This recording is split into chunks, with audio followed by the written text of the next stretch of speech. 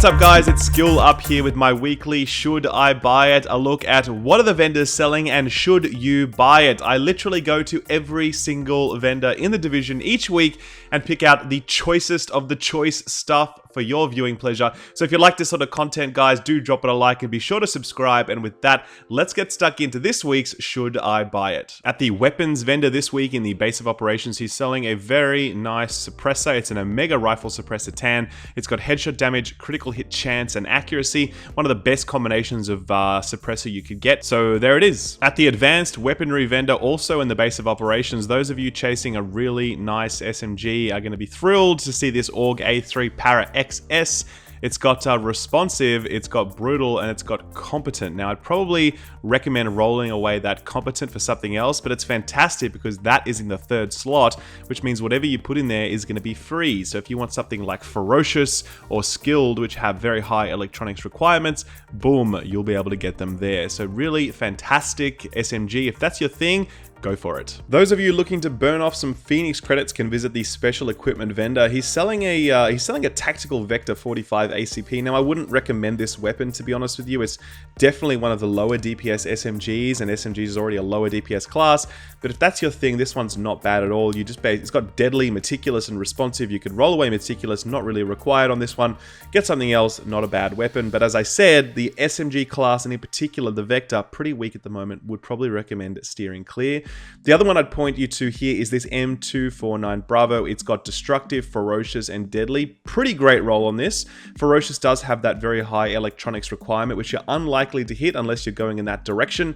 So you may want to roll that away for something else. But the M249, fantastic weapon class and will stay very strong into patch 1.5 so long as they don't make any major changes to it. There's also a really well-rolled, vigorous chest here. It's got base, stamina, it's got health, damage to elites, ammo capacity on it. You'd probably roll away that health in favor of bonus armor, keep the damage to elites because it's quite efficient. Alternatively, if you're using it to PvP, you may want to actually roll away the damage to elites, stack on some more armor, and you've got yourself a very, very chunky, very tanky chest to be running with. So check that out if you need it. Finally, there's also this hand stop Coyote. Now, it's got 27% reload speed, which is an excellent roll on this. Now, why would you want reload speed, would you ask? Well, basically the M60 and M249s, they're fantastic weapons, best in class in patch 1.4, and most likely also in patch 1.5, they have very, very long reload times of around 5 seconds. So running 27% reload speed with those things is actually extremely helpful.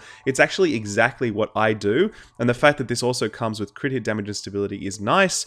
I would definitely recommend this mod if you are regularly running with an M60 or an M249. You are going to get a huge amount of benefit out of it. I just want to have a very quick chat about what's available at the special blueprints vendor this week. So first of all, there's this double barrel shotgun blueprint. I wouldn't recommend it. They're not in a good place. The M870 is a far better shotgun if burst damage is your objective. Converted SMG9 is definitely one of the weaker SMGs, so I would steer clear of that. Quick release magazine, which is the reload speed mag, could be okay, but I'd actually recommend always putting reload speed on your underbarrel instead of in the magazine slot, because magazine should always roll with the sort of magazine size instead of reload speed. It's much better in that slot. There's also this heavy magazine spring, which is rate of fire. This has been significantly nerfed, and the base value that will roll here is actually quite low, so I wouldn't recommend running this one either. And yeah, then we start getting into the 204 stuff. So I just wanted to talk about that quickly because a lot of that stuff there could be like, is that good? Is it not? The answer is nothing that is being sold here from a blueprint perspective is particularly exciting this week. I would give it a miss. At Autumn's Hope, which is the northernmost safe house, there is a prototype performance mod there that gives you 7.5% duration for your turret. Fantastic for Firecrest builds. If anyone's running that, I would definitely recommend this. It's awesome, so check that out if you need it. At the Wolves Den safe house, there's a fairly well-rolled magazine here. It's got magazine size, crit hit damage, crit hit chance. All of this synergizes very well together, particularly strong in an SMG, particularly strong on PvP focused builds that are looking to stack crit and focus on burst damage, so it's not bad at all. At Dante's Run, we've got a really nice prototype performance mod here that has bonus pulse duration on it. I always run pulse when I run solo. It's pretty much the best DPS increasing ability in the game. And having 4 of these in there gives you an extra 18% in in terms of duration. Very, very handy, especially considering that most of us are not stacking a lot of electronics these days. So pick those up if you need them. At the cavern, which is here on the map, we have a stamina mod that has bonus armor on it. Now, I like to buy lots of these because I just pack a lot of my gear full of this specific mod. It's not the best roll at 203, but it's okay. And at the end of the day, this is probably the most efficient and best suited mod that you can put in your gear at this point. So I own about 10 or 12 of these because I really hate switching out mods in between my gear. So pick up a whole bunch of these if you can afford them. It's going to save you a lot of time and hassle when it comes time to redoing your builds on the fly. At Camp Hudson, which is the starting area, you'll find a prototype performance mod here that gives you bonus Seeker Mine damage. If you were going deep into, say, Firecrest and you were using your Seeker Mines regularly with airburst, this could be okay, but I'd still probably recommend the turret duration mods instead. Your turret being up for longer gives you a lot more net DPS than this does, so keep that in mind when you make that purchase decision. Those of you looking for a ballistic shield build should visit Madison Stand. There's a prototype performance mod there rolling with 6.5% ballistic shield health. Very handy for that style of play. At the Ward, which is over here on the map, you're going to find a prototype performance mod with pulse critical hit chance on it. Extremely useful for PvP. Obviously, pulse is a very important skill in that context. Being able to stack on additional 8% pulse critical hit chance is pretty nice indeed. At Southpaw, which is here on the map, you're going to find a firearms mod that has rolled bonus armor. The base firearms roll is definitely on the low side.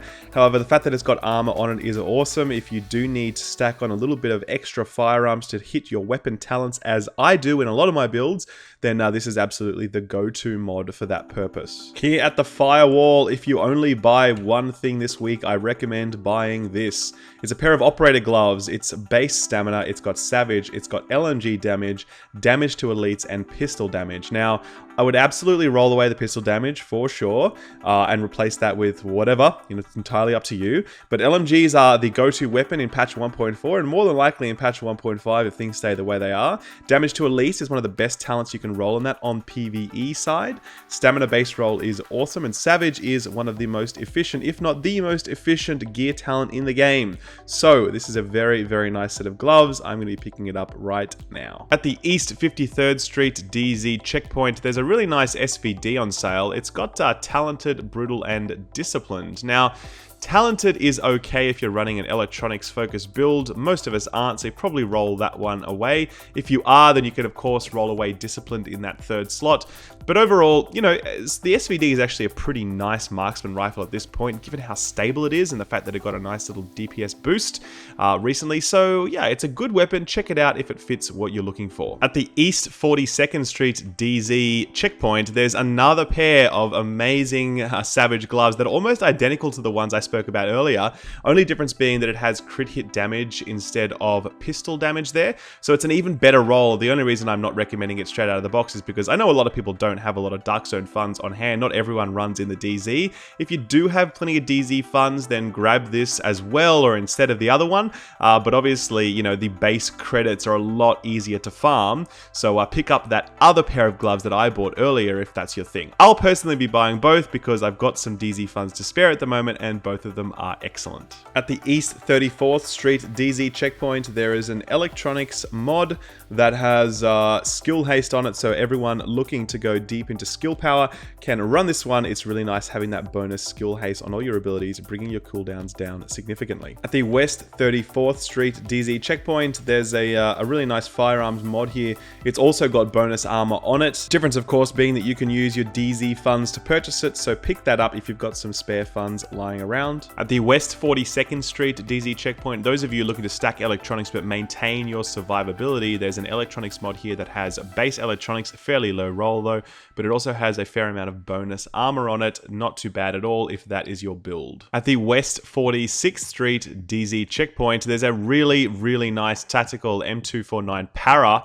It's got brutal, it's got skilled, it's got destructive. You would almost certainly have to roll away skilled because of the electronics requirement and replace it with something else. But destructive is one of the best PvE talents you can get. Obviously does nothing in PvP yet, but in patch 1.5 it will do something. It will do about 5% enemy armor damage. The game sort of takes 1/3 of your enemy armor damage value and applies that to players. That's coming up in the next patch, not quite yet. Brutal, of course, is really nice. And yeah, skill, just roll it away and you'll have yourself a really, really nice weapon. The Para is one of the best LMGs you can get at the moment. So do check that out. You will not be disappointed. And that's it, ladies and gentlemen. That's Should I Buy It for the week. There'll, of course, be another one next week and the week after that and the week after that. As long as there are vendors, I'll be doing these vids. So if you like this sort of stuff, do drop it a like. And of course, subscribe for end-to-end division coverage. Patch 1.5 is currently on the PTS. I'm in the process of testing it, just firming up my thoughts before I push out a number of videos on things like gear sets and weapons and survival and all sorts of stuff. Very much enjoying that patch at the moment. So guys, thanks very much for watching. Take good care and I'll see you next time. Bye-bye.